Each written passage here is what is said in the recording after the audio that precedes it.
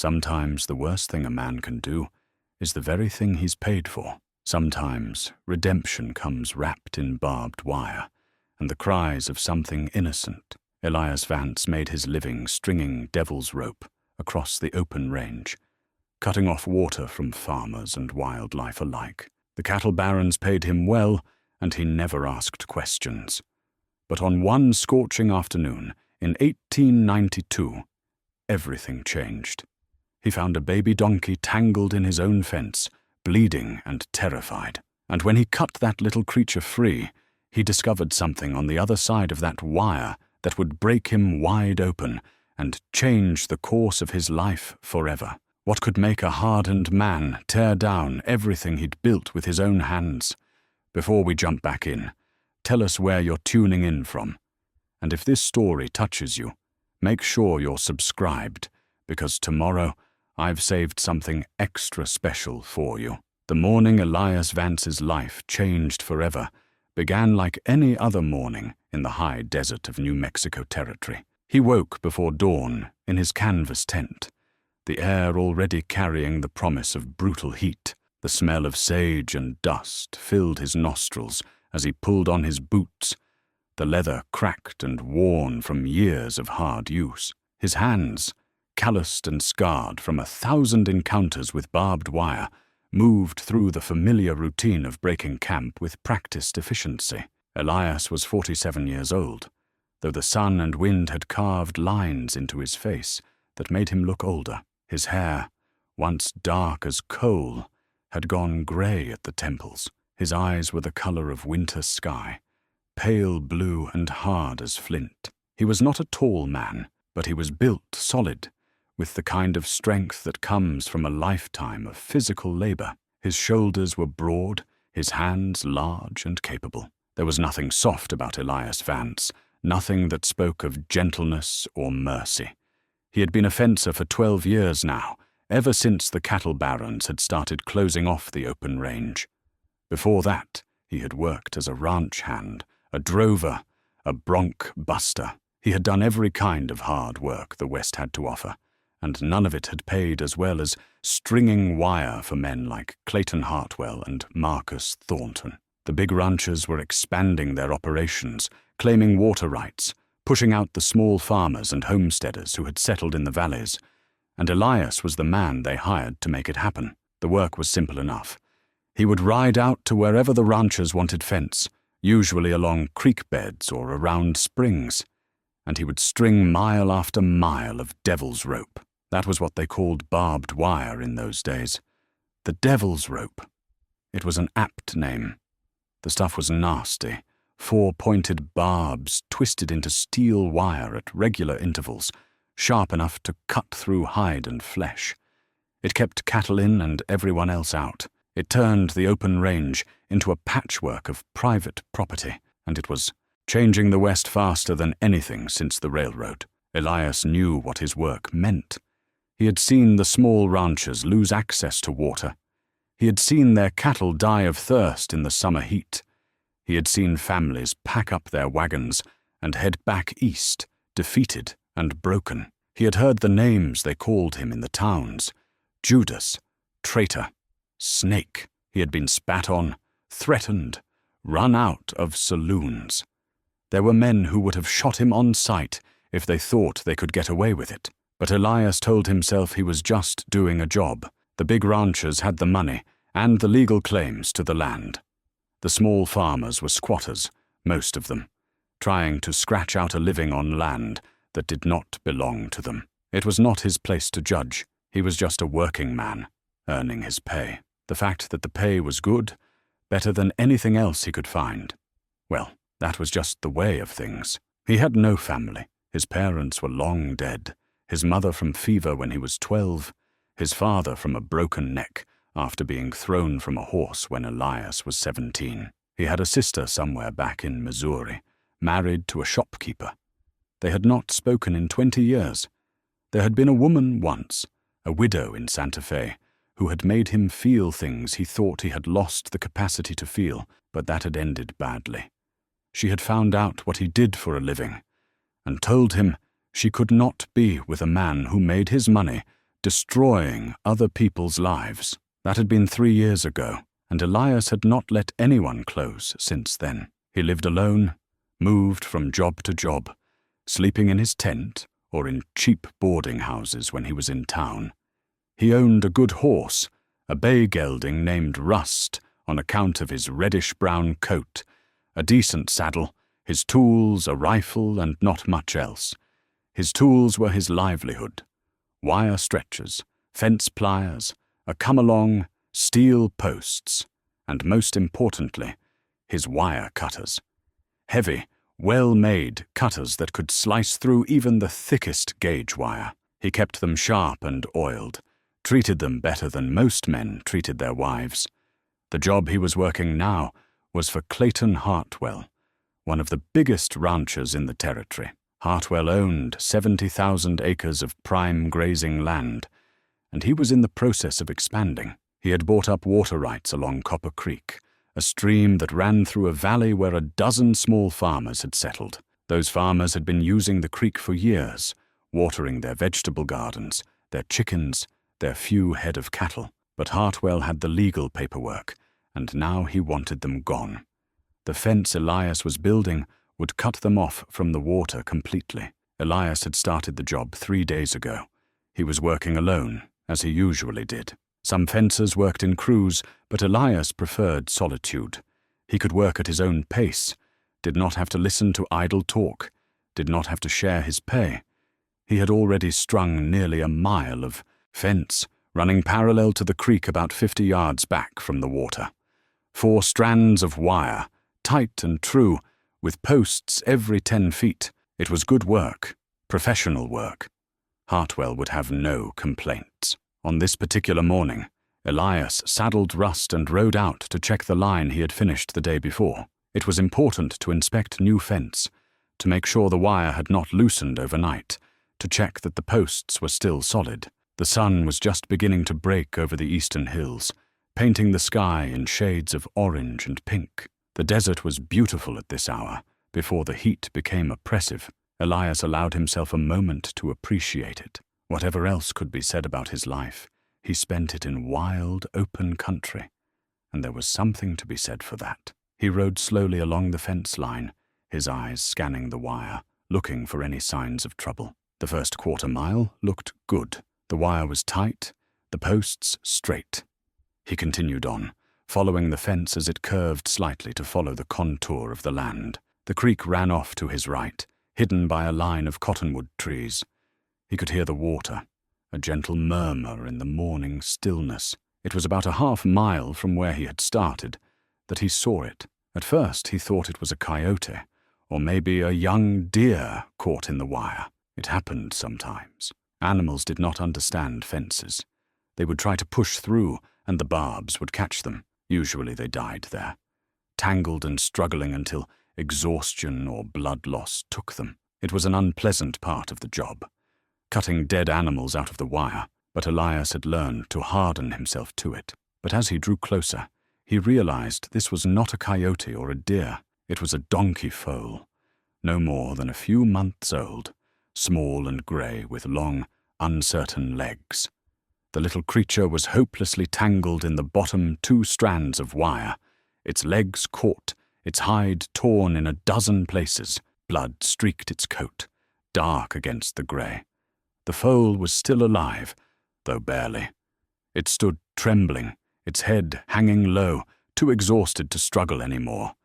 Its eyes were wide with fear and pain. Elias reined in Rust and sat for a moment, looking down at the trapped animal. He felt a flicker of something in his chest, something he had trained himself not to feel. Pity, maybe, or guilt. He pushed it down. This was just another animal caught in the wire.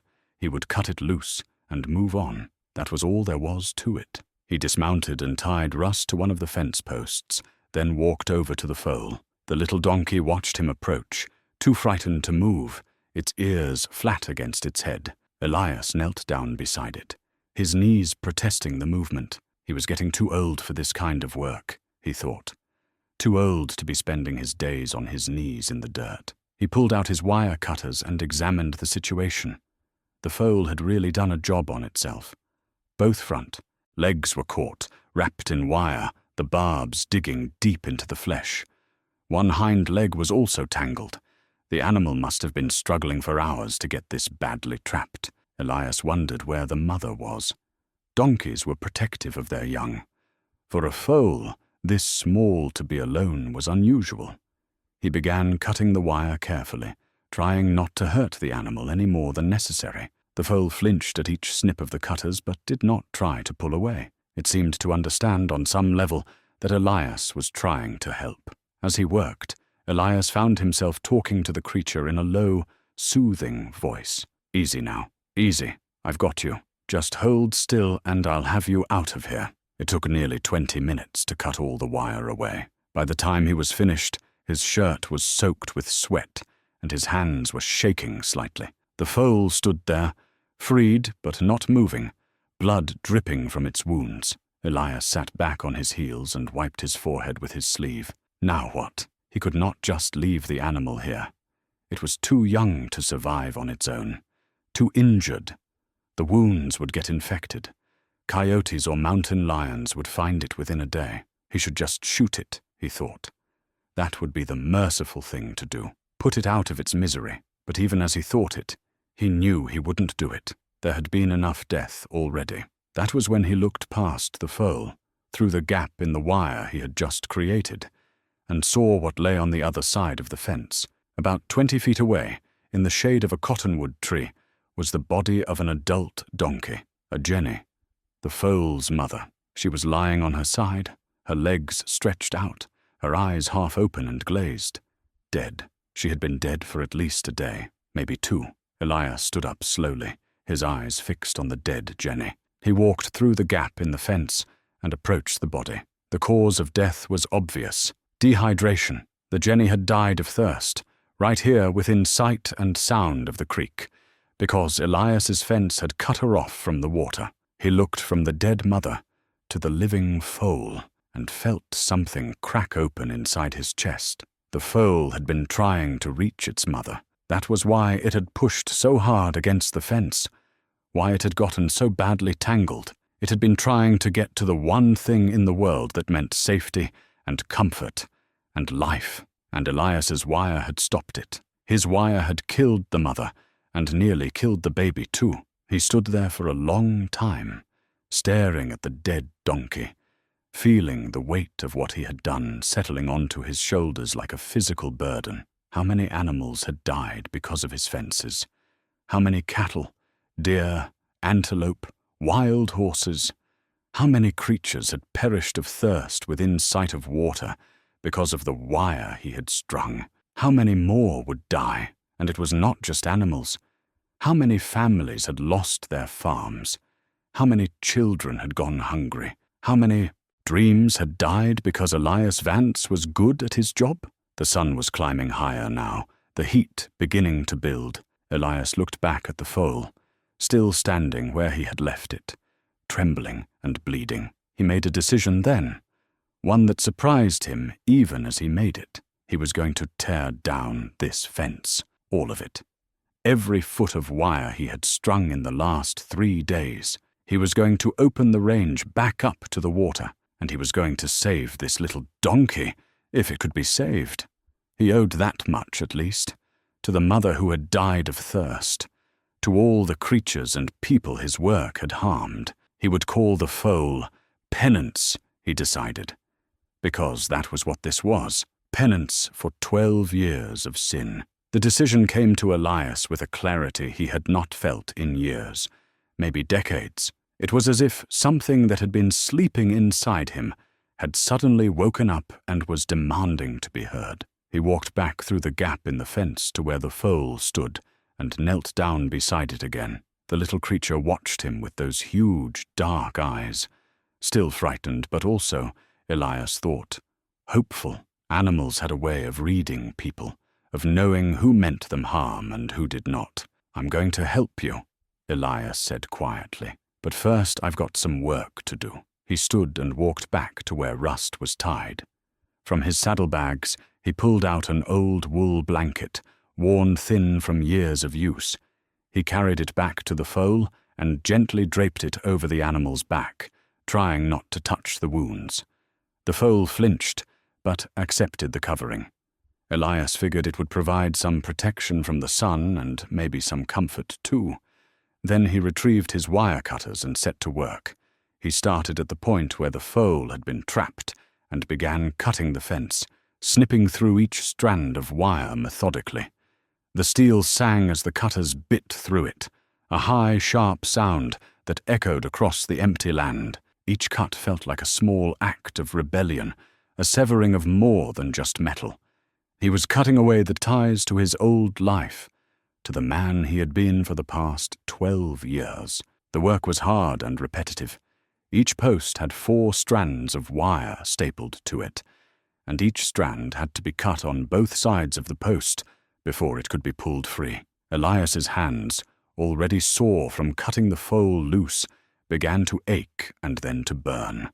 Blisters formed and broke and formed again, but he did not stop. He moved from post to post, cutting and pulling, letting the wire fall to the ground in coiled, vicious tangles. The sun climbed higher, and the heat became oppressive. Sweat poured down Elias's face, stinging his eyes, soaking his shirt until it clung to his back. His throat grew dry and tight, but he had left his canteen back at camp and he was not about to stop now. He would finish this first. There would be time for water later. As he worked, his mind went back over the years he had spent as a fencer. He thought about the first job he had taken, working for a rancher named Simmons up in Colorado. Simmons had wanted to fence off a section of public grazing land that had been used by smaller ranchers for years.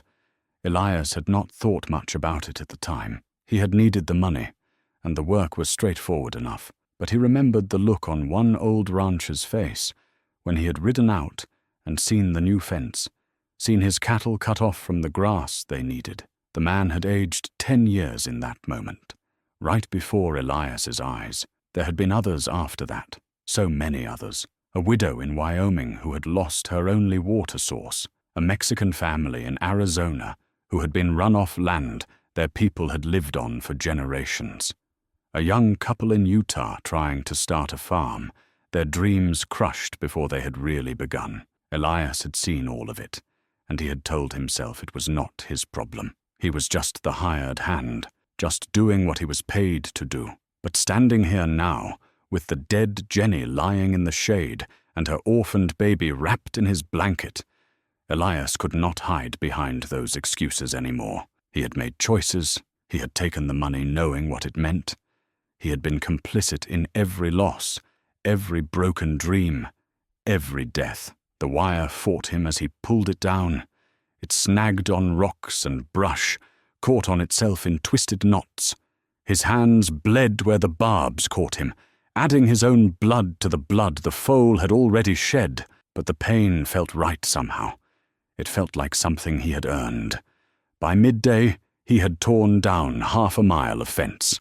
The posts still stood, but the wire lay in great loops on the ground, harmless now, unable to cut or divide or kill. Elias paused to catch his breath and looked back at the foal. The little animal had not moved, was still standing in the same spot where he had left it. It occurred to Elias that it might die anyway, despite his efforts. The wounds might be too deep, the trauma too great. Baby animals were fragile things, but he would try. That was all any man could do. Try to make things right when he had done wrong. He continued working through the afternoon, his movements becoming slower and more labored as exhaustion set in. His shoulders burned, his back ached, his hands were raw and bleeding. But he did not stop. He could not stop. This was something he had to finish. The fence line ran for just over 1 mile in total, following the curve of the creek. By the time the sun was beginning to sink toward the western horizon, Elias had cut down nearly all of it. Only the last 100 yards remained. He was almost stumbling now, his body pushed beyond its limits. But he kept going, cutting and pulling,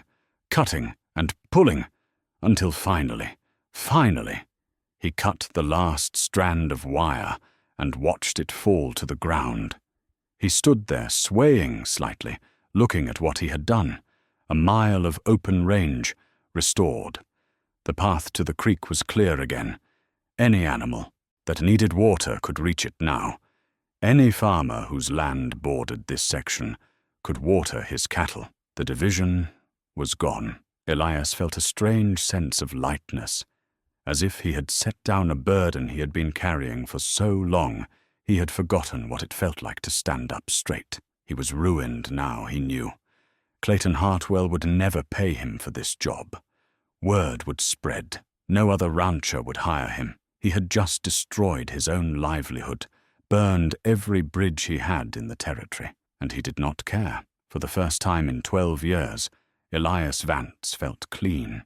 He walked slowly back to where the foal waited. The little animal raised its head as he approached, its ears swiveling forward. Elias knelt down and carefully removed the blanket, then examined the wounds. They were bad, no question about that. Deep cuts on all 3 legs, already beginning to swell. The foal would need care, medicine, rest. It would need someone to look after it while it healed. "Come on, little one," Elias said softly. "Let's get you home." He tried to get the foal to walk, but its legs would not hold it. Every time it tried to take a step, it stumbled and nearly fell. Elias made another decision. He scooped the foal up in his arms, blanket and all, and held it against his chest. The animal was heavier than he had expected, solid muscle and bone despite its young age. It squirmed at first, frightened by being held, but then it seemed to understand that Elias meant no harm, and it settled down, its head resting against his shoulder. Elias carried the foal to where Rust stood waiting. The horse eyed the donkey with suspicion, but did not protest, as Elias carefully positioned the foal across the saddle, holding it in place with one arm while he untied the reins with the other. There was no way he could ride with the foal in his arms. He would have to walk, leading Rust and supporting the injured animal as best he could. His cabin was 10 miles away, back near the town of Redemption. 10 miles of rough desert trail with the sun sinking and the temperature beginning to drop. Elias looked at the distance ahead, then at the wounded foal, then at his own bleeding hands. It would be a long walk, but he had made his choice, and he would see it through. He began walking, one hand on Rust's reins, one hand steadying the foal. Behind him, the torn-down fence lay in twisted ruins. Behind him, the dead Jenny rested in the shade, and ahead, somewhere in the gathering dusk, was a new life, a different life, a life that might, just possibly, mean something. The walk back to the cabin took Elias nearly 5 hours. The sun set long before he reached home, and he traveled the last 3 miles by starlight, his feet finding the trail more by memory and instinct than by sight. The foal lay quiet across the saddle, occasionally making small, whimpering sounds that tore at Elias's heart. He talked to it as he walked, keeping up a steady stream of quiet words, telling it about the cabin where they were going, about the creek that ran nearby, about how he would take care of it and make sure it healed properly. Rust plodded along patiently, seeming to understand that this was important, that the small burden he carried needed gentleness. Elias had owned the horse for 6 years, and in that time they had developed the kind of understanding that sometimes grows between a man and an animal when they spend their days together in lonely country. The horse had never failed him, and it did not fail him now. When Elias finally saw the dark shape of his cabin against the night sky, relief washed through him so powerfully that his knees nearly buckled. The cabin was small and rough, just one room with a stone fireplace and a dirt floor, but it was shelter, and it was his. He had built it himself 3 years ago, when he had decided he needed a base of operations, somewhere to return to between jobs. Most fencers were completely nomadic, but Elias had grown tired of that life. He had wanted a place, even if it was just a small place, that he could call home. He led Rust up to the cabin and carefully lifted the foal down from the saddle. The little animal had grown heavier during the walk, or perhaps Elias had just grown weaker. His arms trembled as he carried it inside and laid it gently on his own bedroll, the only soft surface in the cabin. The foal's breathing was rapid and shallow, its eyes half closed. Elias lit a lamp and examined the wounds by its flickering light. What he saw made his stomach tighten. The cuts were worse than he had thought. The barbed wire had torn through hide and muscle, and one of the front legs showed bone. All 3 wounded legs were badly swollen, the flesh hot to the touch. Infection was already setting in. If he did not do something soon, the foal would die. Elias had some experience with doctoring animals. Any man who worked with livestock learned the basics, but this was beyond basics. This required real medical care, the kind a veterinarian would provide, and the nearest vet was in Redemption, 12 miles away, and Doc Fairley charged rates that Elias could no longer afford. Not after destroying a mile of Clayton Hartwell's fence, but there was another option. Old Miguel Santos, who had a small ranch about 2 miles west of Elias's cabin, had spent years working with horses and donkeys. He was known throughout the territory as a man who could heal animals that other people had given up on. Some folks called him a brujo, a kind of medicine man. Others just said he had a gift. Either way, Miguel might be able to help. Elias looked down at the foal lying on his bedroll, its small chest rising and falling rapidly. He did not want to move it again, did not want to cause it more pain, but he had no choice. If he waited until morning, it might be too late. He went outside and unsaddled Rust, then gave the horse water and a small portion of grain. "I'm going to need you again," he told the horse. "I know you're tired, but I need you." Rust nickered softly and nuzzled against Elias's chest, and Elias felt a rush of gratitude for the animal's steady presence. He went back inside and carefully wrapped the foal in the blanket again, then carried it out and managed, with some difficulty, to get back into the saddle while holding the injured animal. The foal made a small sound of distress, and Elias shushed it gently. "I know," he said. "I know it hurts, but we're going to get you help." The ride to Miguel's ranch took 40 minutes. By the time Elias saw the lights of the old adobe house, his arms were numb, and his back was screaming. He rode right up to the front door and called out, "Miguel, it's Elias Vance! I need your help!" There was movement inside the house, and then the door opened, and Miguel appeared, a lamp in his hand. He was a small man, barely 5.5 feet tall, with weathered brown skin and white hair that hung to his shoulders. He had to be close to 70 years old, but his eyes were sharp and clear. "Elias," he said, "what brings you here at this hour?" Then he saw the bundle in Elias's arms, and his expression changed. "What do you have there?" "A donkey foal," Elias said, "caught in barbed wire, in bad shape." "Can you help?" Miguel stepped closer and pulled back the blanket to look at the wounds. His face remained impassive, but Elias saw his jaw tighten. "Bring it inside," he said. Elias dismounted and carried the foal into Miguel's house. The main room was warm and smelled of wood smoke and cooking. Miguel's wife, Rosa, a tiny woman with a kind face, appeared from the back room. She took one look at the injured foal and immediately began gathering supplies without being asked. Clean cloths, a basin of water, bottles and jars from a shelf on the wall. Miguel directed Elias to lay the foal on a wooden table that had been cleared of everything else. Then the old man began examining the wounds, his hands moving with practiced efficiency. He said nothing for several minutes, just looked and felt, and assessed. Finally he straightened up and looked at Elias. "This animal should be dead already," he said. "The wounds are very bad, infected. The leg here, where the bone is showing, that is especially dangerous." "Can you save it?" Elias asked. Miguel was quiet for a moment. "Maybe," he said, "but it will take time. Days, maybe weeks, and it will be painful for the animal. There are no guarantees." "I don't need guarantees," Elias said. "I just need a chance." Miguel studied him for a long moment, his dark eyes searching Elias's face. "This is your fence that did this?" he asked quietly. Elias met his gaze and nodded. Yes. And you cut the animal free? Yes. And then I tore down the fence. All of it. Something shifted in Miguel's expression.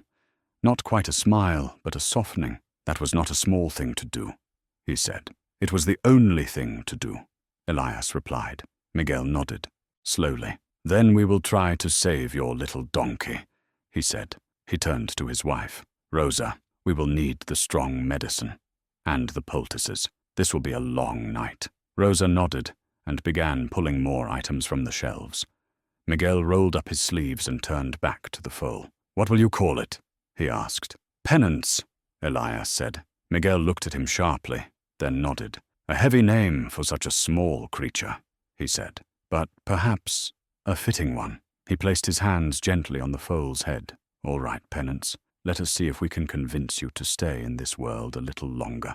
Miguel worked through the night with a patience and skill that Elias found humbling to watch. First he cleaned the wounds, using a solution that smelled of herbs and alcohol. The foal cried out when the liquid touched its torn flesh, a sound so pitiful that Elias had to look away. Rosa held the animal's head, speaking to it in Spanish, her voice soft and soothing. Elias stood near the table, feeling useless, his hands clenched at his sides. Once the wounds were clean, Miguel applied a thick, dark poultice that he said would draw out the infection. The mixture smelled earthy and slightly bitter. He packed it carefully into each wound, his gnarled fingers working with surprising delicacy. Then he wrapped the legs with strips of clean cotton, bandaging them securely but not so tight as to cut off circulation. The most difficult part came when Miguel had to set the leg where the bone had been exposed. The bone itself was not broken, which Miguel said was a small miracle, but the tissue around it was badly damaged. Miguel explained what he was going to do before he did it, as much for Elias's benefit as his own. I must clean the bone directly, and then close the tissue over it. This will cause great pain. The animal may struggle. Do what you have to do, Elias said, his voice rough. Miguel nodded and began. The foal did struggle, crying out and trying to pull away, but Rosa held it firmly and continued speaking her gentle words.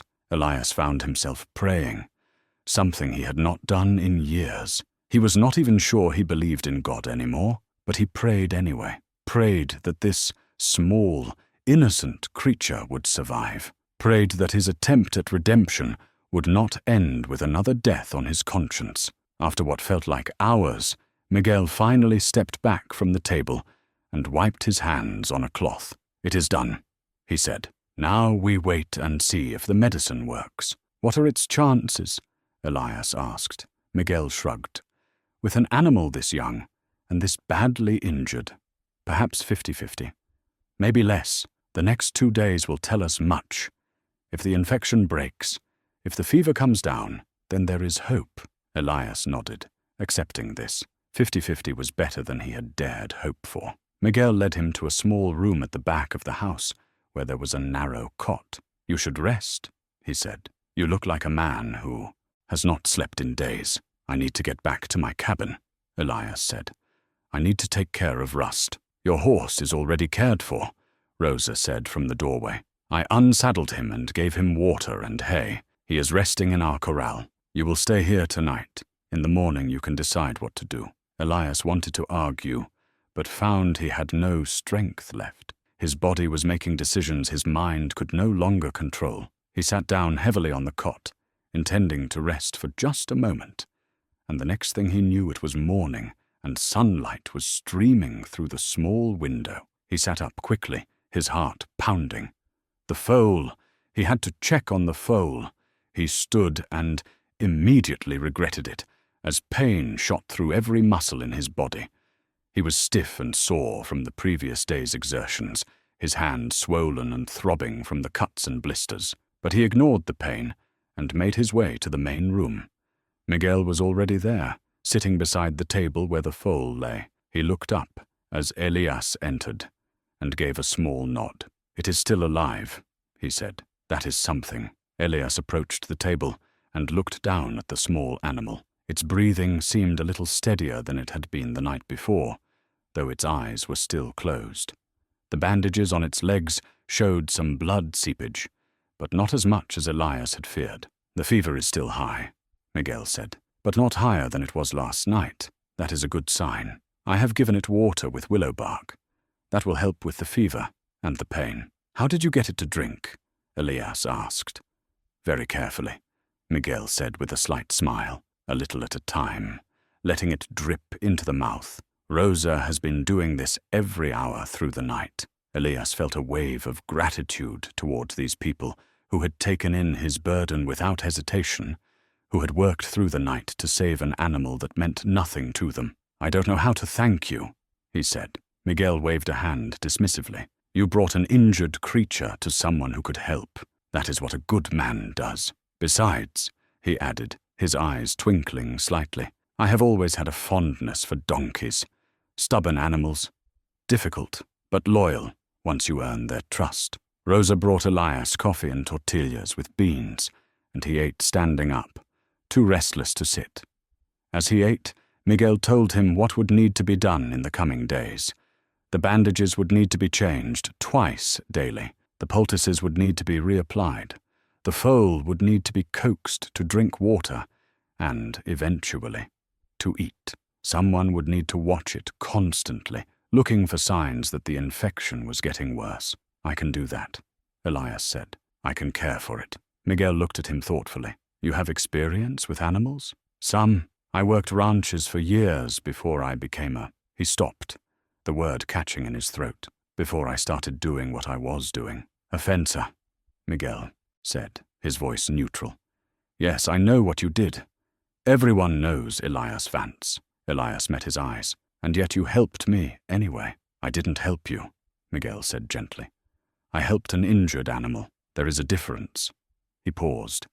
"But I will say this. A man who tears down his own fence, who walks 10 miles carrying a wounded creature, who comes for help in the middle of the night, that man is trying to change, and I believe in giving people a chance to change." They moved the foal later that morning, taking it by wagon to Elias's cabin. Miguel said it would be better for the animal to be in a quiet place, away from the activity of the ranch. He helped Elias set up a clean area near the fireplace, using straw to make a soft bed. They laid the foal down carefully, and it opened its eyes briefly, looking around at the new surroundings before closing them again. Miguel showed Elias how to change the bandages, how to apply the poultice, how to administer the willow bark water. He left supplies and promised to check back in 2 days. "If the fever spikes, or if the swelling gets worse, send for me immediately," he said. "Day or night, it does not matter." After Miguel left, Elias sat on the floor beside the foal and placed his hand gently on its neck. The animal's coat was rough and dusty, its breathing still labored, but it was alive. Against all odds, it was still alive. "You're a fighter," Elias said softly, "just like your mama must have been. She fought to get to you, even when it cost her everything. And you're going to fight too. You're going to live. Because I need you to live. I need to know that I can fix at least one thing that I broke." Outside, the sun climbed higher in the sky. Inside the small cabin, a man and a wounded animal began their journey together, both of them learning what it meant to survive. The first week with Penance tested Elias in ways he had not anticipated. The foal's condition worsened before it improved, as Miguel had warned it might. On the 3rd day, the fever spiked, and the little animal went into convulsions, its body shaking violently while Elias held it down and tried to keep it from injuring itself further. He sent for Miguel, who came immediately and worked for 3 hours to bring the fever down, using cold compresses and stronger medicine. "This is the crisis point," Miguel said as he worked. "If it survives the night, it will likely recover. If not," he did not finish the sentence. He did not need to. Elias did not sleep that night. He sat beside Penance, changing the cold compresses every few minutes, dribbling water into the foal's mouth, talking to it constantly. He told it stories about the open range, about the wild horses he had seen, about the beauty of the desert at sunrise. He told it about his own life, about the mistakes he had made, about the man he wanted to become. Whether the foal could hear him or understand him didn't matter. The talking was as much for Elias as it was for the animal. Somewhere around 3 in the morning, the fever broke. Elias felt the change under his hand, felt the foal's body temperature begin to drop, felt its breathing slow and deepen. By dawn, Penance was sleeping peacefully, its chest rising and falling in a steady rhythm. Elias rested his forehead against the foal's neck and wept. He wept for the dead Jenny lying under the cottonwood tree. He wept for all the animals his fences had killed. He wept for the families he had helped destroy. And he wept with relief that this one small life had been spared. When Miguel arrived later that morning, he examined Penance thoroughly and then smiled, something Elias had rarely seen him do. "The animal will live," he said. "The infection is breaking. The wounds are beginning to heal. You have done well." "We have done well," Elias corrected him. "I could not have done this without you," Miguel shrugged. "Perhaps, but I was not the one who sat up all night. I was not the one who refused to give up. That was you, Elias Vance. Remember that." As Penance began to recover, Elias found himself falling into a routine that was entirely foreign to him. He had always been a solitary man, focused on his work to the exclusion of almost everything else. But caring for the foal required constant attention and gave him a sense of purpose that he had not felt in years. He woke before dawn to change bandages and prepare the willow bark water. He spent his days sitting beside Penance, watching for any sign that the infection was returning, coaxing the foal to drink and, eventually, to eat small amounts of grain mash that Miguel had recommended. In the evenings, he would carry Penance outside. The foal was still too weak to walk, and let it feel the cool desert air, let it see the stars. He talked to the animal constantly, and gradually he began to see changes. Penance's eyes grew brighter. Its ears, which had lain flat against its head for days, began to perk up at sounds. It started to respond when Elias spoke, turning its head toward him, making small sounds that might have been contentment or might have been communication. On the 10th day after the rescue, Penance stood up on its own for the first time. The foal was shaky and uncertain, its wounded leg still weak, but it stood. Elias, who had been outside gathering firewood, came back inside to find the little donkey on its feet, swaying slightly but standing. He stopped in the doorway, frozen by the sight. "Well, look at you," he said softly. "Look at you, standing tall." Penance turned its head toward him and made a sound that was somewhere between a bray and a whimper. Then it took one uncertain step forward, and then another. It was walking, not well, not gracefully, but walking. Elias felt his throat tighten with emotion. This small victory, this simple act of a young animal taking a few steps, meant more to him than anything he had accomplished in years. He crossed the cabin and knelt down, and Penance hobbled over to him and pressed its soft nose against his chest. "That's right," Elias whispered, wrapping his arms gently around the foal. "That's right, little one. You're going to be fine. You're going to be just fine." But even as Penance healed, Elias's other problems were beginning to mount. He had not returned to work, had not contacted Clayton Hartwell or any of his other employers. He had no income, and his savings were running low. Word had spread through the territory about what he had done, tearing down Hartwell's fence. The stories varied in the telling. Some said he had gone mad, others that he had been bought off by the small farmers, still others that he had found religion. But the end result was the same. No rancher would hire him now. He had betrayed the trust of the cattle barons, and they would not forgive that. On the 14th day, a rider came to Elias's cabin. It was Hartwell's foreman, a hard man named Cobb, who Elias had worked with before. Cobb dismounted and stood in front of the cabin, his hand resting on the gun at his hip. "You got some explaining to do, Vance," Cobb said. His voice was cold. Elias stepped outside, closing the door behind him.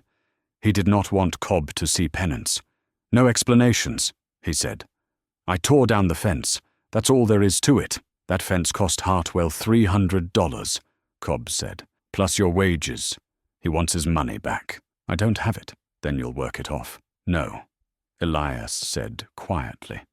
I won't be doing that kind of work anymore. Cobb's eyes narrowed. You think you have a choice? You signed a contract. You owe the man. Tell Hartwell he can have my horse and my tools, Elias said. That should cover most of what I owe. For the rest, he'll have to wait. Hartwell doesn't wait, Cobb said. And he doesn't forgive. You've made an enemy, Vance. A powerful enemy. That's a dangerous thing in this territory. I expect it is, Elias said. He met Cobb's eyes steadily. But I've made my choice. I'm done stringing wire for men who care more about money than about people. I'm done being part of what's wrong with this country. Cobb studied him for a long moment. You've changed, he said finally. Don't know what happened to you, but you've changed. Used to be you knew which side your bread was buttered on. Used to be I didn't care about much of anything, Elias said. That's changed too. Cobb shook his head slowly. You're a fool, Vance, but I'll give Hartwell your message. I'll tell him about the horse and tools, but don't think this is over. Hartwell's not the kind of man who lets things go. He mounted his horse and rode away without another word. Elias stood watching until he disappeared from sight, then went back inside. Penance was standing in the middle of the cabin, looking at the door with wide eyes. That was trouble, Elias told the foal, and there's going to be more of it before this is over. But we'll face it together, won't we? Penance walked over to him, still limping but moving with increasing confidence, and nuzzled against his leg. Elias reached down and scratched behind the foal's ears, feeling the soft fur under his fingers. Whatever came next, whatever price he had to pay for his choices, he would not regret saving this life. He would not regret choosing to be a better man. True to his word, Elias gave up Rust and his fencing tools to settle his debt with Hartwell. It felt like losing a part of himself. Rust had been his companion for 6 years, the only constant in a life of constant movement. But the horse was valuable, worth at least $200, and the tools would bring another 50. Together with the small amount of cash Elias had saved, it would be enough to satisfy most of the debt. The rest Hartwell would have to write off as the cost of doing business with a man who had found his conscience. Cobb came back 3 days later to collect the horse and equipment. He looked around the small cabin, taking in the sparse furnishings, the straw bed where Penance slept, the nearly empty shelves. What are you going to do now? He asked, and there might have been something like pity in his voice. You got no horse, no tools, no trade.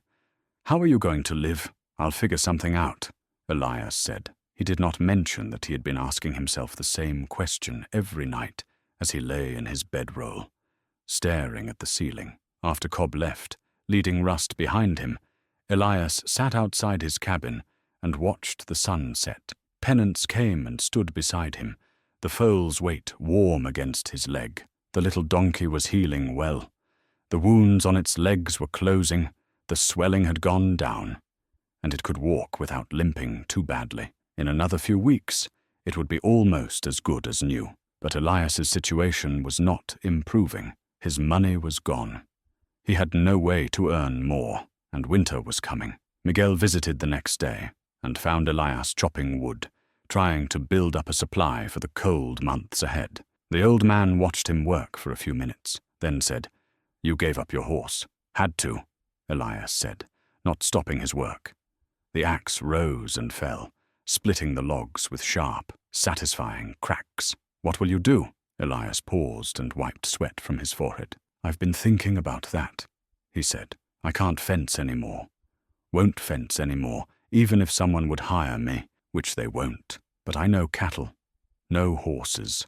I figure I could hire on as a ranch hand somewhere, if any of the small ranchers will have me. The small ranchers have reason to hate you as much as the big ones, Miguel pointed out. I know it, but maybe some of them will be willing to give me a chance. Maybe word has spread about what I did, about the fence I tore down. Maybe that counts for something. Miguel was quiet for a moment. Then he said, "There is another option." Elias looked up at him. "You could work for me," Miguel said. "I am not a young man anymore. The ranch is becoming too much for me to handle alone. I need help with the animals, with repairs, with the daily work. I cannot pay much, but I can offer you a place to stay and food to eat, and Penance would be safe there, with room to grow and heal." Elias felt something loosen in his chest.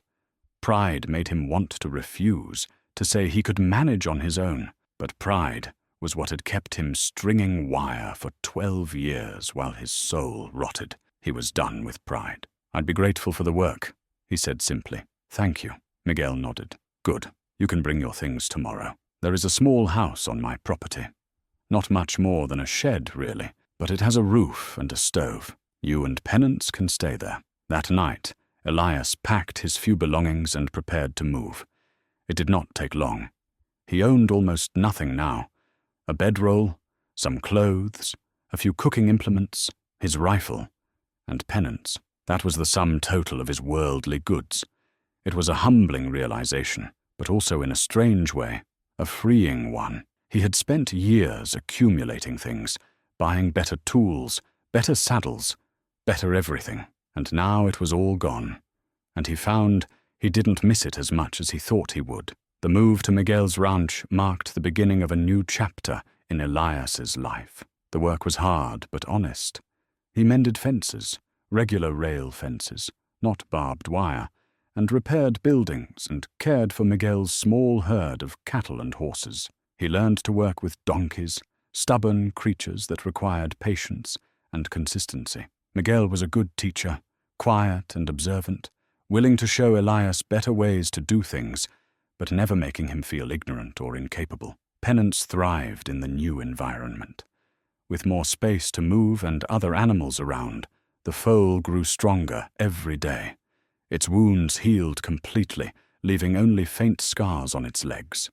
It followed Elias everywhere, braying when he went out of sight, rushing to greet him when he returned. The bond between them deepened into something profound.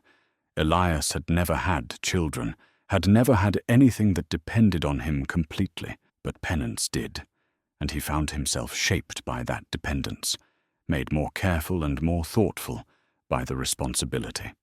Rosa took a liking to both Elias and Penance. She often brought treats for the foal, bits of apple or carrot, which Penance would take delicately from her hand. And she fed Elias better than he had eaten in years, insisting that he join them for dinner most evenings.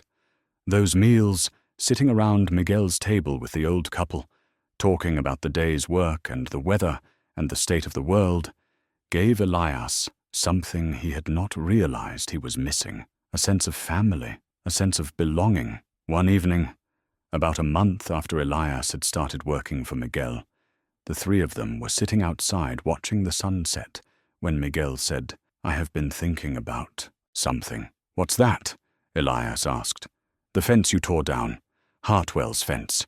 It is gone now, yes? The water is open again?" "Far as I know," Elias said, "unless he hired someone else to put it back up." "He has not," Miguel said. "I asked around. He decided it was not worth the trouble. Too many people watching now, too many questions about water rights. But there are other fences, other barriers, other places where the cattle barons have cut off access to water." Elias looked at him, beginning to understand where this was going. "There are people who would like to see those fences come down," Miguel continued. "People who remember what the land was like when it was open. People who believe that water should be shared, not hoarded." "You're talking about tearing down more fences," Elias said. "I am talking about making right what has been made wrong," Miguel said. "And I am saying that you know more about fences than almost anyone in this territory. You know where they are, how they are built, how to take them down efficiently. That knowledge could be useful. That knowledge could also get a man killed," Elias pointed out. "The cattle barons don't take kindly to sabotage." "No," Miguel agreed. "They do not, which is why it would have to be done carefully, quietly, and only the worst fences, the ones that cause the most harm, Elias sat with this for a long time, watching Penance grazing peacefully in the gathering dark. He thought about the dead Jenny, about all the animals and people who had suffered because of fences like the one he had built. He thought about redemption, and whether one torn-down fence was enough to balance 12 years of wrong. "I'd need to think about it," he said finally. "Of course," Miguel said. "It is not a small thing I am asking, but think about this too. You have a chance to use what you know for good instead of for harm. That is a rare gift. Not many men get that chance." That night, Elias lay in his small house, with Penance sleeping beside his bedroll, and he thought about Miguel's words. The old man was right. He did have knowledge that could be useful, and he did want to make things right. But was he brave enough to risk everything again? Was he willing to become a wanted man, an outlaw, in order to restore what had been taken? He did not know the answer yet, but he knew he would have to decide soon. The answer came to Elias in an unexpected way. 2 weeks after his conversation with Miguel, he was in Redemption, picking up supplies, when he saw a familiar face across the street. It was Mary Catherine Brennan, the widow from Santa Fe who had ended their relationship 3 years earlier, when she learned what he did for a living. She was older now, grayer, but still handsome in a sturdy, capable way. She was standing outside the general store, loading packages into a wagon.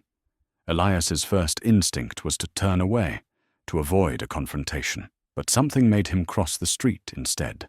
Maybe it was the changes he had been through. Maybe it was the fact that he was a different man now than he had been then, or maybe he just wanted her to know that he had heard her, that her words had mattered. "Mary Catherine," he said, removing his hat. She turned and her eyes widened in recognition. For a moment he thought she might walk away, but instead she straightened her shoulders and met his gaze. "Elias Vance," she said. Her voice was neutral, giving nothing away. "I heard you moved back to Redemption," he said. "My sister lives here. She needed help with her children after her husband passed. So I came." She paused, still stringing wire for the cattle barons. "No," Elias said. "I quit that work 2 months ago." Something flickered in her eyes. Surprise, maybe? Why? He told her about Penance, about the dead Jenny, about tearing down the fence.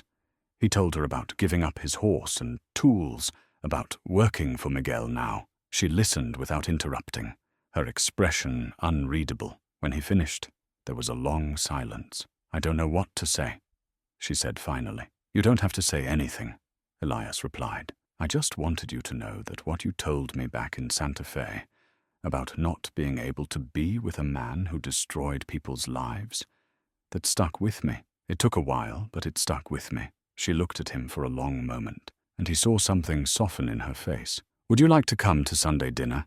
she asked. "My sister makes a good roast.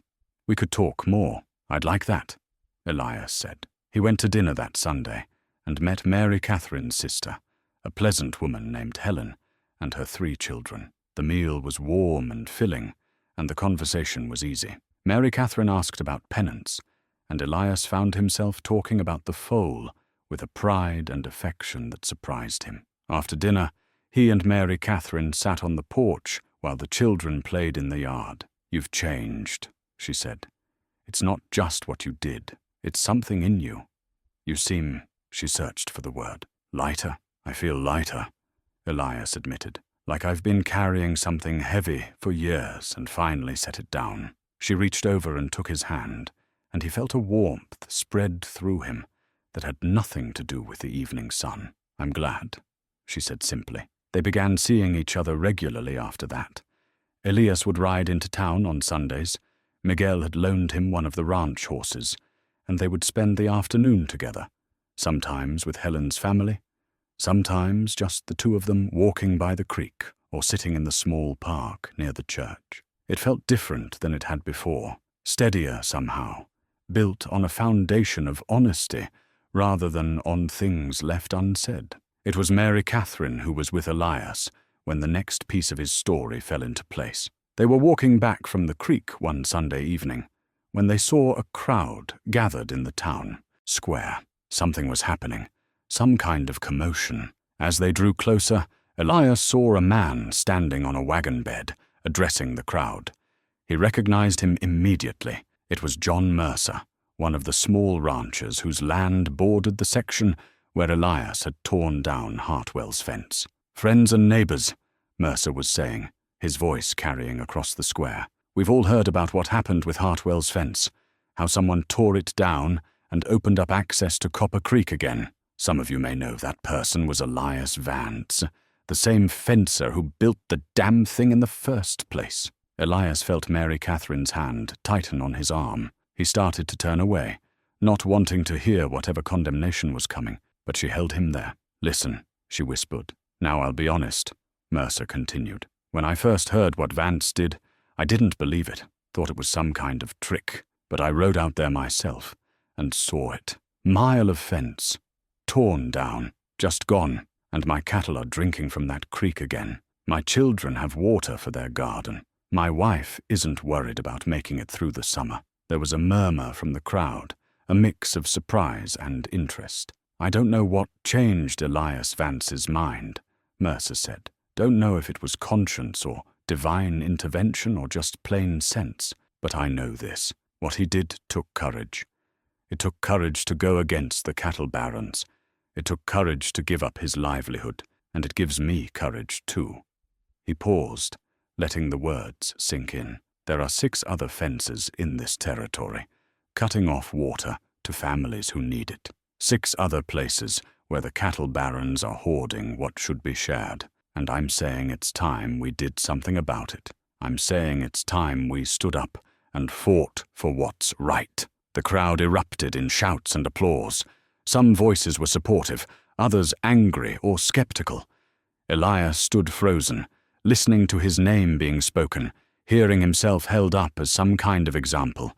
It was surreal and uncomfortable and also strangely moving. Mary Catherine looked up at him. "Well," she said, "looks like you started something." Later that week, John Mercer came to see Elias at Miguel's ranch. The 2 men sat outside Elias's small house while Pennants grazed nearby, and Mercer explained what he and some of the other small ranchers were planning. "We want to form a group," Mercer said. "Call ourselves the Water Rights Association or something like that. Our goal is to fight the illegal fencing of water sources. Sometimes that means legal action. Sometimes it means," he paused, "other kinds of action." "You mean tearing down fences," Elias said. "When necessary, when the law won't help us." Mercer leaned forward. "We need someone who knows fences. Someone who can teach us how to take them down efficiently, how to do it without getting caught. We need you, Elias." Elias had known this was coming since his conversation with Miguel. He had been thinking about it, wrestling with it.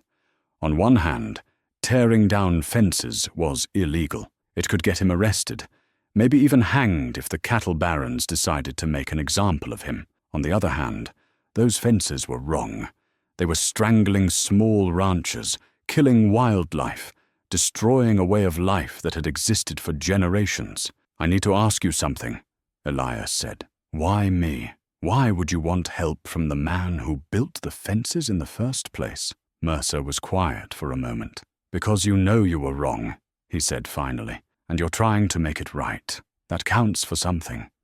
That counts for a lot, actually." Elias looked over at Pennants, who had wandered closer and was watching them with alert, intelligent eyes. The foal had grown considerably in the past 2 months.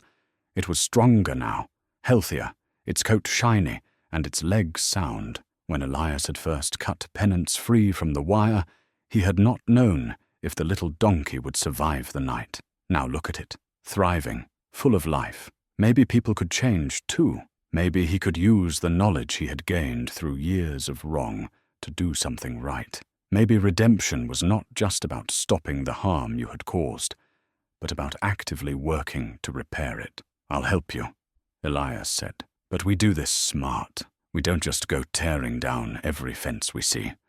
We target the ones that are doing the most harm. We plan carefully. We don't get caught, and we don't hurt anyone. This is about water and justice, not about revenge." Mercer nodded slowly. "Agreed. When can you start?" "Give me a week to get things sorted here. Then I'll meet with your group and we'll make a plan." After Mercer left, Miguel came out and stood beside Elias. The old man did not say anything, just stood there, watching the sun set over the hills. "You think I'm doing the right thing?" Elias asked. Miguel shrugged. "I think you are doing what you believe is right. Sometimes that is the best any of us can do." He paused. "But be careful. The cattle barons will not take this lying down. They will fight back. And they have money and power on their side." "I know," Elias said, "but I've got something they don't have. I've got people on my side who are fighting for their lives, their homes, their families. That's a powerful thing, too." Penance walked over and nudged Elias's hand with its nose. He scratched behind the donkey's ears, feeling the soft fur, the solid warmth of the living creature he had saved. This was what it was all about, he thought. Protecting life, protecting the things that mattered. He had spent 12 years on the wrong side of that fight. It was time to get on the right side, whatever the cost. The Water Rights Association held its first official meeting in the back room of the Redemption Church, a week after Mercer's visit to Miguel's ranch. There were 14 men present, all small ranchers or farmers who had been affected by the illegal fencing of water sources. They ranged in age from early 20s to late 60s, representing families that had been in the territory for generations, as well as newcomers trying to establish themselves. What united them was desperation and determination in equal measure. Elias stood before them feeling acutely uncomfortable. These were men whose lives he had helped destroy, even if indirectly. Some of them looked at him with open suspicion. Others seemed willing to give him a chance, but warily, ready to withdraw their trust at the first sign that he was not sincere. He did not blame them. "Gentlemen," he began, his voice steady despite his nerves, "I'm not going to waste your time with apologies or explanations. You know what I did for 12 years. You know I was part of the problem. I'm here now because I want to be part of the solution. If you're willing to let me help, I'll do everything I can to teach you what I know about fences and how to take them down. If you're not willing, I understand, and I'll leave right now." There was a long silence. Then an older man, with a weathered face and hands gnarled from decades of work, spoke up. "I'm Tom Hastings.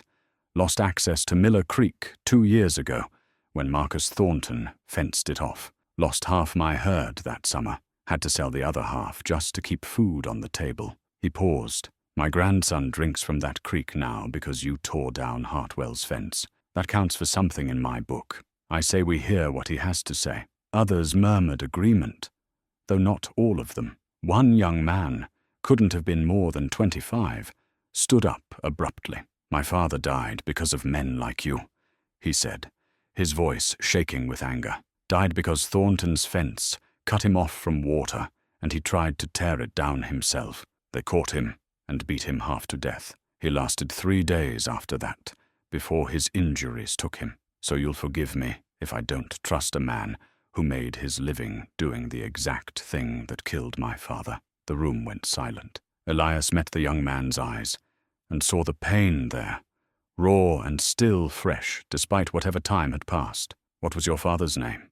he asked quietly. "Daniel Cooper. I didn't build Thornton's fence on your father's land," Elias said, "but I built others like it, and I'm not asking for your forgiveness because I don't deserve it. All I can offer is my knowledge and my commitment to do better. If that's not enough, then it's not enough." Cooper stared at him for a long moment, then sat down without another word, but Elias noticed that he didn't leave, and that felt like a small victory. They spent the next 3 hours mapping out the illegal fences in the territory. Elias had knowledge of most of them, having either built them himself or heard about them from other fencers. There were 6 major fence lines cutting off water access to small ranchers and homesteaders. The worst was Thornton's fence along Miller Creek, which affected more than 20 families. It was also the most heavily guarded, with Thornton employing riders to patrol the fence line and report any suspicious activity. "We need to be strategic," Elias explained, using a rough map he had drawn on a piece of paper. "We can't just start tearing down fences randomly. That will bring too much attention too quickly. We need to start with the fences that affect the most people, but are the least guarded. Build momentum. Show people that this can be done. They settled on a fence along Cottonwood Creek as their first target. It had been built by a rancher named Sullivan, who was wealthy but not as powerful as men like Hartwell or Thornton. The fence was relatively new, only 6 months old, and was cutting off water to 5 small ranches. Sullivan did not have the resources to guard the fence constantly, which meant the risk of getting caught was lower. "We do this at night," Elias said. "New moon is in 3 days. We'll have darkness on our side. We split into 3 teams. One team does the actual cutting and tearing down. One team acts as lookouts. One team stays back with horses and wagons to help with a quick escape if necessary." "How long will it take to tear down a mile of fence?" someone asked. "Depends on how many men we have and how well we work together," Elias said. "If we're efficient, we can do it in 3 to 4 hours, but we need to practice first. We need to know what we're doing so there's no confusion when we're out there in the dark." Over the next 3 days, Elias trained the men using a section of old fence on Tom Hastings's property. He showed them how to cut wire efficiently, how to pull down posts, how to work as a team to move quickly without making excessive noise. Some of the men caught on quickly. Others struggled with the tools or the technique. Daniel Cooper, the young man who had lost his father, turned out to be one of the best students. He worked with an intensity that bordered on anger, attacking the practice fence with a ferocity that made the other men nervous. Elias pulled him aside during a break. "You're good at this," he said, "but you need to control your emotions. Anger makes you sloppy, makes you take risks you shouldn't take." Cooper looked at him with those pain-filled eyes. "How do you control anger when you're tearing down the same kind of fence that killed your father?" "You remember why you're doing it," Elias said. "You're not doing it for revenge. You're doing it so other fathers don't die. Other families don't lose what you lost. That's what keeps you focused." Cooper was quiet for a moment, then nodded slowly. "All right," he said. "I hear you." Mary Catherine came to see Elias the night before the planned action. She found him in his small house, checking and rechecking the tools they would need, his movements tense with nervous energy. "You're worried," she said. It was not a question. "Wouldn't you be?" Elias replied, not looking up from his work. "Yes, but I'd also trust that I'd done everything I could to prepare." She sat down on the edge of his cot. "Have you?" "I think so, but there are so many variables. What if Sullivan has guards we don't know about? What if someone gets hurt? What if—" "Stop," she said gently. "You can't control everything, Elias. All you can do is your best." He finally looked at her. "If this goes wrong, I could hang. We all could." "I know," she said. "But if it goes right, 5 families will have water again. 23 people will have a better chance at survival. That's worth the risk, isn't it?" "Is it?" Elias asked. He sat down beside her. "I keep thinking about penance. What happens to that little donkey if I end up in jail or worse?" "Miguel will take care of penance," Mary Catherine said. "And I will too, if needed. But you're not going to end up in jail. You're going to do this carefully and well, and you're going to come back safe. You sound very certain of that." "I am," she said, taking his hand. "Because you're not the same reckless man you were before. You think things through now. You care about consequences. That's what's going to keep you safe." They sat together in silence for a while, her hand in his, and Elias felt some of his tension ease. When she finally left, he lay down on his cot and tried to sleep, but his mind would not quiet. He kept running through the plan, looking for weaknesses, trying to anticipate problems. Penance, who had grown too large to sleep inside anymore, was in a small corral just outside. Elias could hear the donkey moving around, and the sound was oddly comforting. The night of the fence cutting arrived with clear skies and no moon, just as they had hoped. The 14 men of the Water Rights Association gathered at Tom Hastings's ranch an hour after sunset. They were dressed in dark clothes and moved with the nervous energy of men about to do something dangerous and possibly illegal. Elias divided them into the 3 teams as planned, putting the strongest and most skilled men on the cutting team, the sharpest-eyed men on lookout, and the best riders on the escape team. "Remember," he told them before they set out, "we're not here to hurt anyone. If we encounter guards, we scatter and regroup later. No fighting unless there's absolutely no other choice. Our goal is the fence, nothing else." They rode out in small groups to avoid attracting attention, taking different routes to the rendezvous point near Cottonwood Creek. The ride took about an hour, and by the time Elias arrived with his group, his heart was pounding so hard he could feel it in his throat. This was it. There was no turning back now. The fence was right where it was supposed to be, a dark line cutting across the pale desert floor. Elias sent the lookouts to positions a quarter-mile out in each direction, where they could watch for approaching riders. Then he took the cutting team up to the fence line and examined it by the faint starlight. "It's a good fence," he said quietly, almost to himself. "Professionally done. 4 strands. Solid posts. Whoever built this knew what they were doing." He felt a strange pang, seeing his craft reflected in another man's work, knowing that he was about to destroy it. "Should we get started?" Tom Hastings asked. Elias took a deep breath and pulled out his wire cutters, the same cutters he had used to free Penance, the same cutters he had used to build 100 miles of fence over the years. Now he would use them to tear fence down. The symmetry of it was not lost on him. "Let's get started," he said, and with that he cut the first strand of wire, and the real work of redemption began. The fence came down with surprising ease. Working in the darkness, guided only by starlight and the feel of the wire under their hands, the men of the Water Rights Association moved with practiced efficiency. Elias had trained them well. They worked in pairs, one cutting while the other pulled the severed wire clear.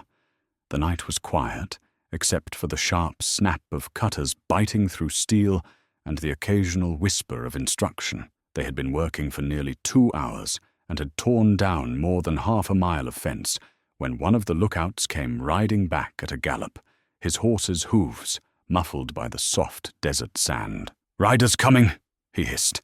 "From the east, maybe 4 or 5 of them. 10 minutes out, maybe less." Elias felt his stomach clench.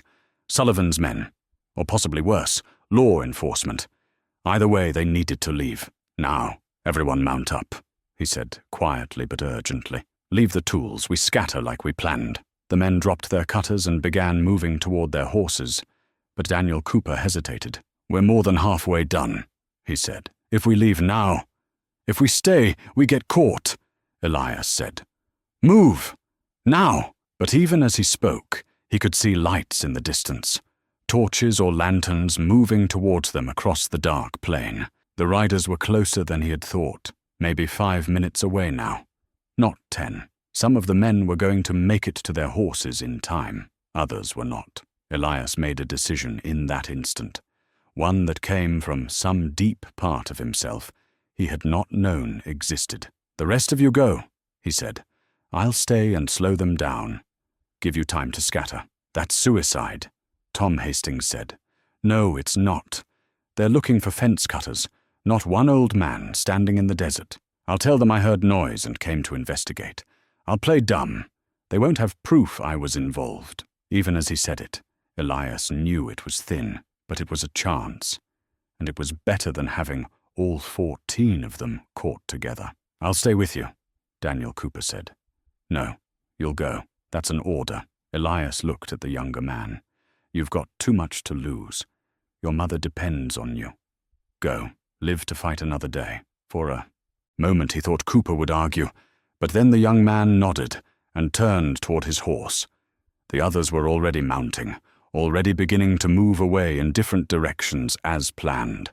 Within seconds, Elias was alone on the dark plain, with half a mile of torn fence behind him and riders approaching from the east. He gathered up some of the tools and walked a short distance from the fence line, trying to make it look like he had just arrived.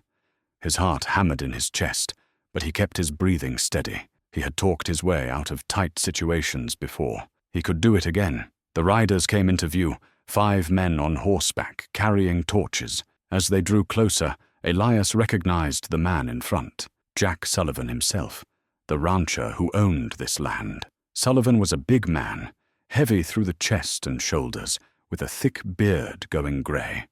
He reined in his horse about 10 feet from Elias and looked down at him with hard eyes.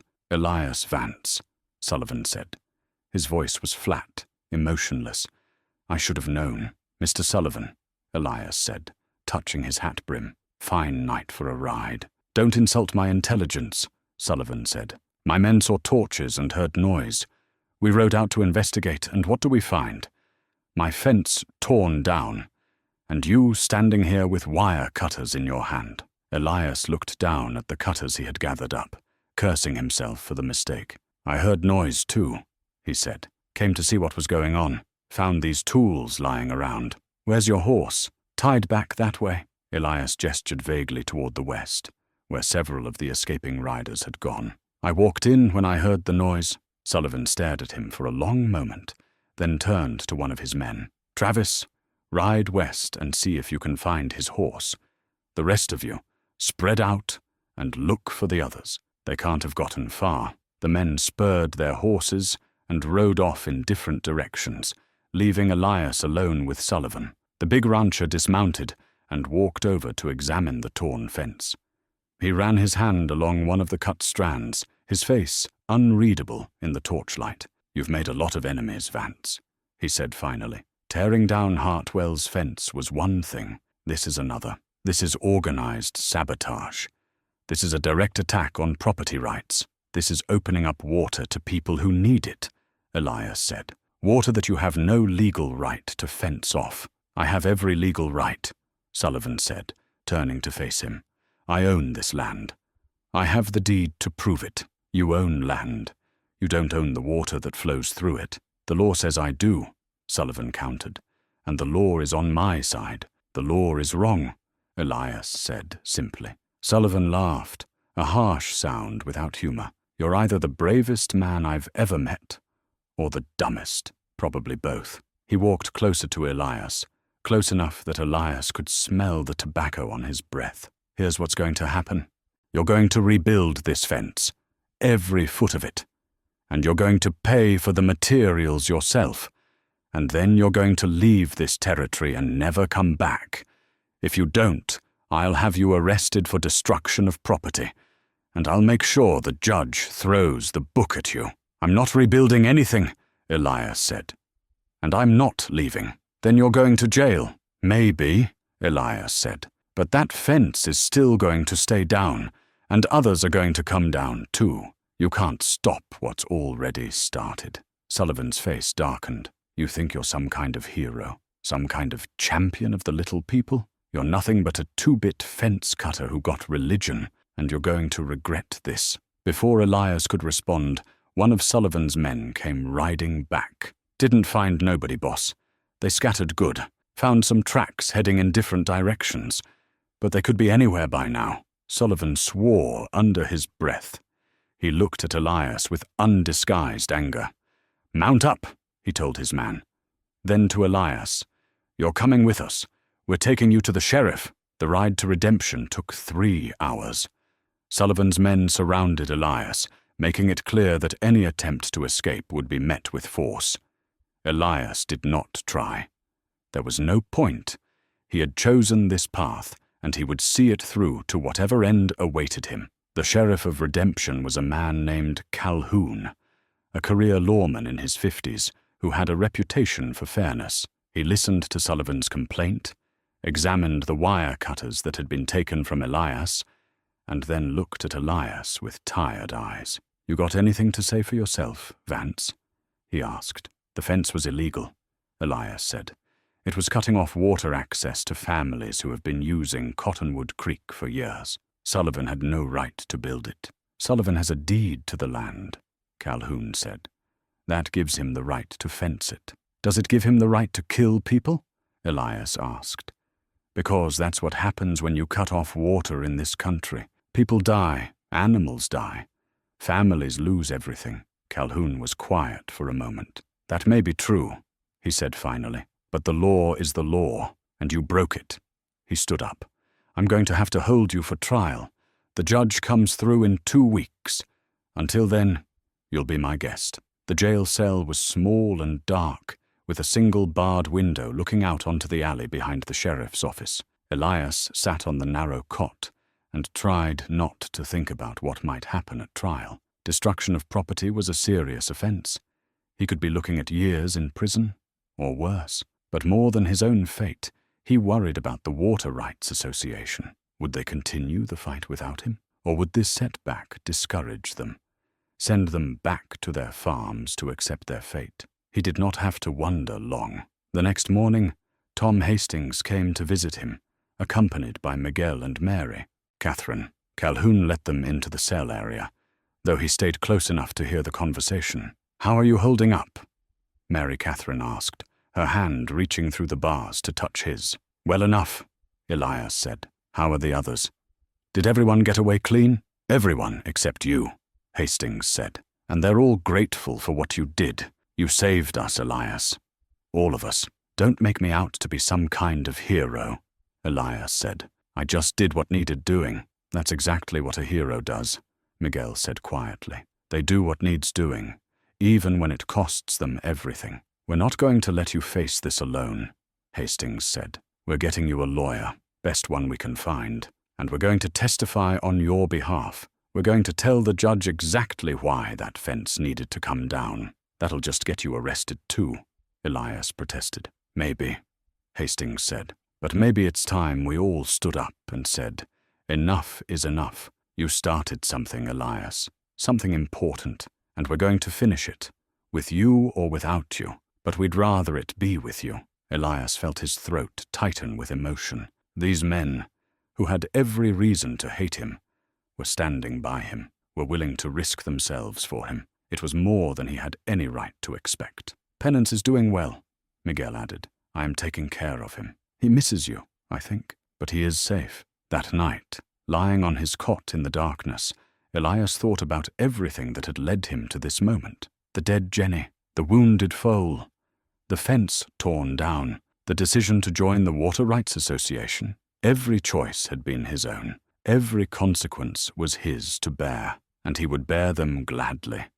Because, for the first time in his life, he was on the right side of things. Whatever happened at trial, whatever price he had to pay, he would pay it, knowing that he had tried to make things right. That had to count for something. The trial of Elias Vance became the biggest event Redemption had seen in years. People came from all over the territory to watch, packing the courthouse until the judge had to move the proceedings outside to accommodate the crowd. Some came to support Elias and the Water Rights Association. Others came to see justice done against what they considered unlawful destruction of property.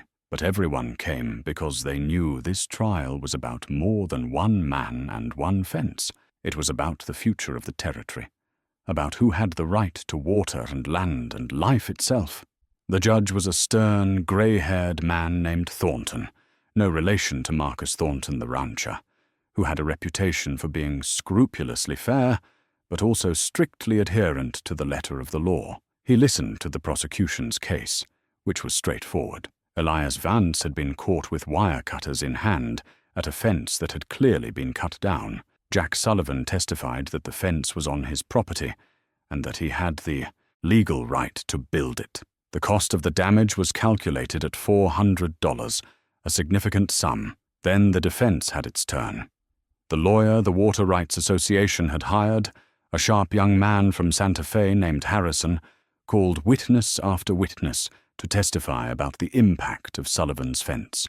A widow whose garden had died when the creek was fenced off. A father whose children had gone thirsty during the summer heat. A rancher who had lost half his cattle to dehydration. Each story was more heartbreaking than the last, and by the time Harrison was done presenting his case, there were tears in the eyes of many in the crowd. Elias himself testified last.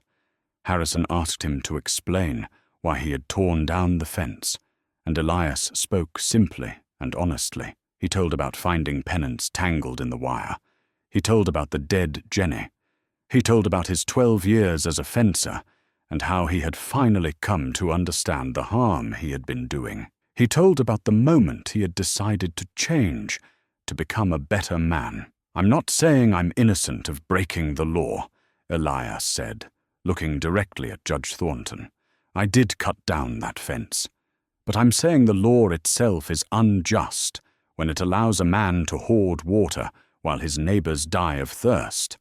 I'm saying some things are more important than property rights, and I'm saying I'd do it again if I had to, because saving lives matters more than protecting fences."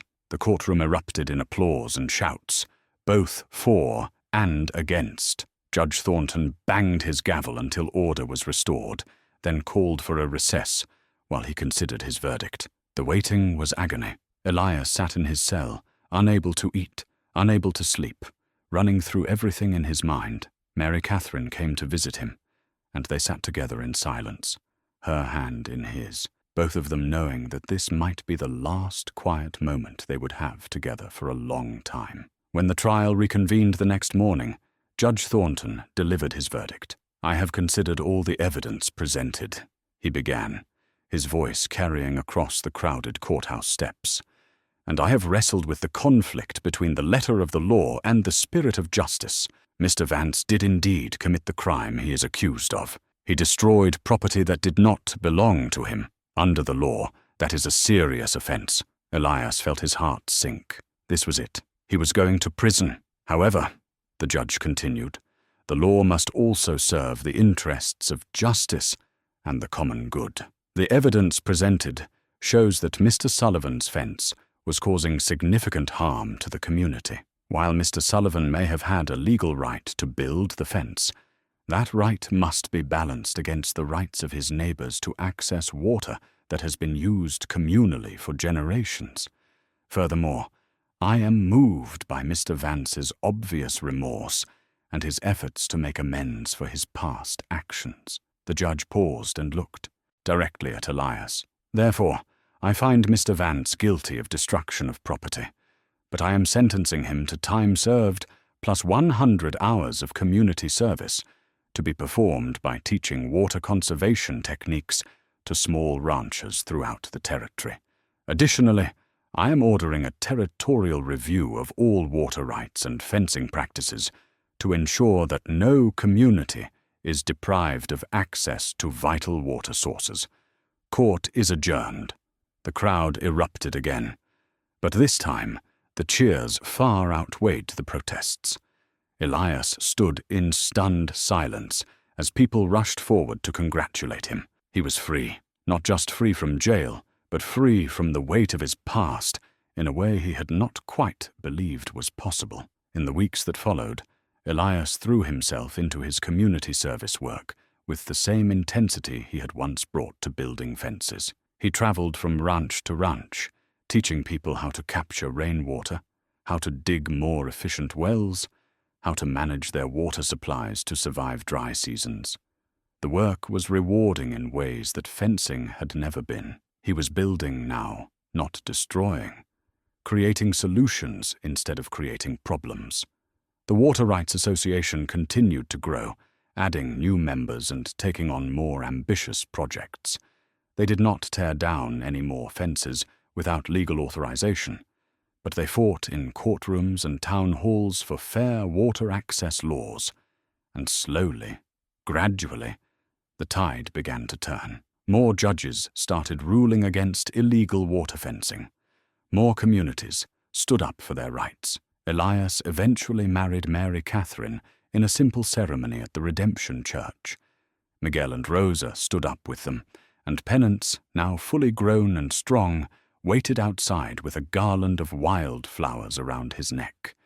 The donkey had become something of a local celebrity, a symbol of redemption and second chances. On their first anniversary, Elias and Mary Catherine stood outside their small house, a new one they had built together on land adjacent to Miguel's ranch, and watched Penance grazing peacefully in the pasture.